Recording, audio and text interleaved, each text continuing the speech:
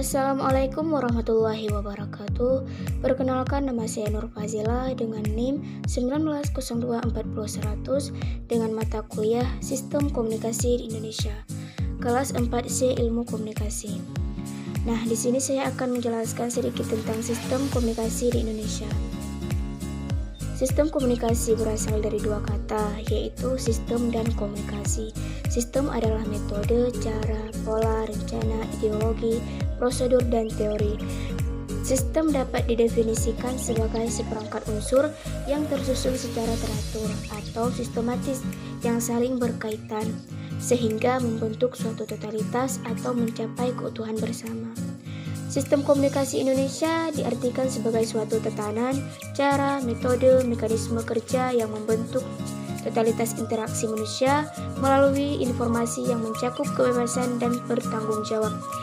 Dalam sistem komunikasi Indonesia tersebut berhubungan dengan ideologi negara Indonesia. Ada dua sistem komunikasi di Indonesia, dan yang pertama itu sistem komunikasi Indonesia memiliki makna komunikasi yang berpola secara idealis dan normatif, sehingga komunikasi berlandaskan dengan nilai-nilai dan norma. Dan yang kedua, ada sistem komunikasi Indonesia memiliki makna komunikasi yang deskriptif, sehingga komunikasi berlandaskan dengan fakta. Sistem komunikasi berkaitan dengan ideologi suatu negara. Selain itu, sistem komunikasi di Indonesia juga berkaitan dengan sistem nilai-nilai dan norma yang berlaku. Sistem komunikasi Indonesia merujuk pada sistem komunikasi pers yang bebas dan bertanggung jawab. Hal ini berhubungan antara sistem komunikasi dan sistem politik.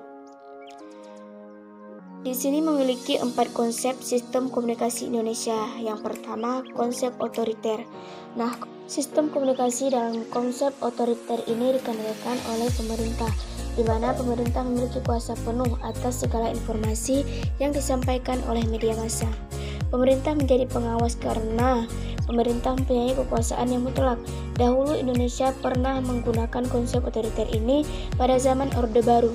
Penerapan konsep otoriter ini menjadi pemasung dalam sistem pers di Indonesia dengan memberlakukan Undang-Undang Nomor 11 Tahun 1966 dan Undang-Undang Nomor 21 Tahun 1902 yang berisi tentang kekuasaan pemerintah untuk mengatur sistem pers di Indonesia.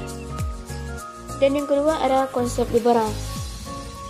Konsep liberal berasumsi bahwa sistem pers yang ada di Indonesia memiliki kebebasan penuh untuk memperoleh berbagai informasi yang akan disampaikan melalui media massa. Indonesia pernah menggunakan konsep liberal dalam sistem pers pada tahun 1950-an.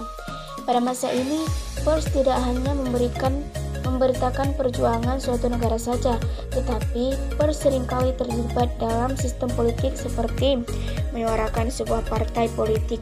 Namun hal ini dinilai wajar karena masih berkaitan dengan kepentingan dalam suatu negara. Dan yang ketiga ada konsep tanggung jawab sosial. Konsep tanggung jawab sosial ini masih dipergunakan dalam sistem komunikasi di Indonesia. Awalnya konsep ini muncul karena kekhawatiran pemerintah akan konsep liberal yang bebas, tetapi cenderung berdampak negatif terhadap nilai dan moral suatu bangsa. Dan yang keempat ada konsep komunis. Konsep komunis dalam sistem komunikasi di Indonesia juga pernah terjadi. Sistem komunikasi yang menggunakan konsep komunis ini berasumsi bahwa informasi yang disampaikan oleh media massa harus sesuai dengan peraturan pemerintah, di mana media harus tunduk pada pemerintah yang memiliki kontrol ke partai komunis.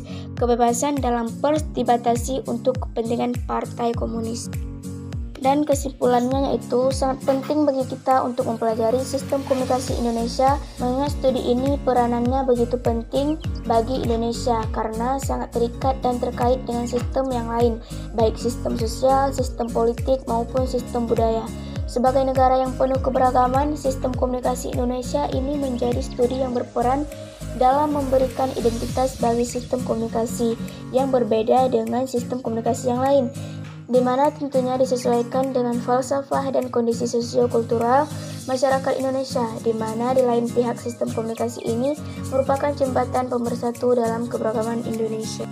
Nah, sekian dari saya. Terima kasih. Assalamualaikum warahmatullahi wabarakatuh.